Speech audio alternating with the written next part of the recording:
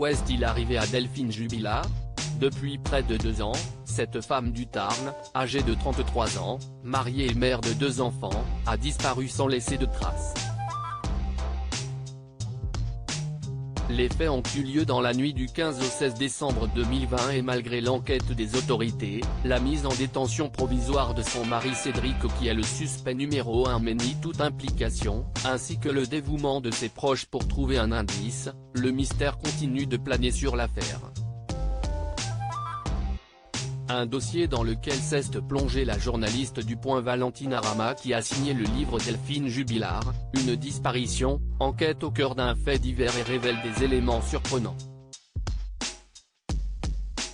Dans cet ouvrage captivant face à un dossier non élucidé, Valentine Arama met en lumière un fait stupéfiant, son amie Anne, l'une des dernières à l'avoir vue en vie, révèle avoir reçu une notification sur son téléphone quelques jours après sa disparition, ce qui a de quoi la sidérer. Le 14 janvier, CIST autour du compte Instagram de Delphine de s'activer pour s'abonner au compte d'Anne, dont cette dernière ne se sert jamais, écrit la journaliste du service Justice.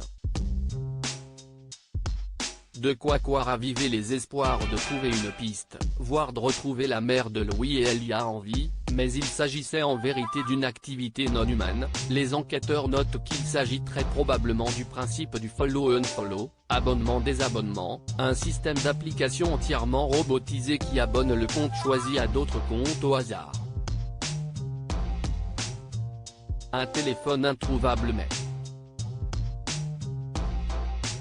Il s'agissait donc de nouveau d'un faux espoir pour les proches de Delphine Jubilard. Le téléphone de la mère de famille, introuvable depuis sa disparition, reste néanmoins une piste importante pour les enquêteurs. Une nouvelle expertise a été réalisée par les techniciens de la gendarmerie spécialisée en téléphonie pour expliquer le mystère des activations, jusqu'ici inexpliquées. Lorsque la trentenaire s'est évaporée, son téléphone Huawei Page 30 Pro a été activé à 6 reprises de minuit 7 à 6h52, une manipulation qui ne peut être le fait que d'une intervention humaine. D'après les documents de l'analyse, son appareil se situait à ce moment-là dans une zone comprise au cœur même du lotissement de la rue Yves-Montand. De quoi assurer à l'accusation l'implication de Cédric Jubilard, car lui seul aurait pu utiliser son téléphone dans un périmètre aussi réduit. Une technique d'investigation qui manque de fiabilité toutefois, car beaucoup de facteurs peuvent brouiller les informations.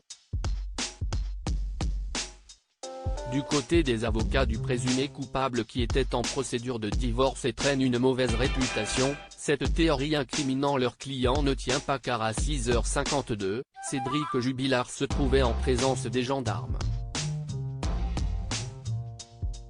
Cédric Jubilard reste présumé innocent des faits qui lui sont reprochés jusqu'au jugement définitif de cette affaire.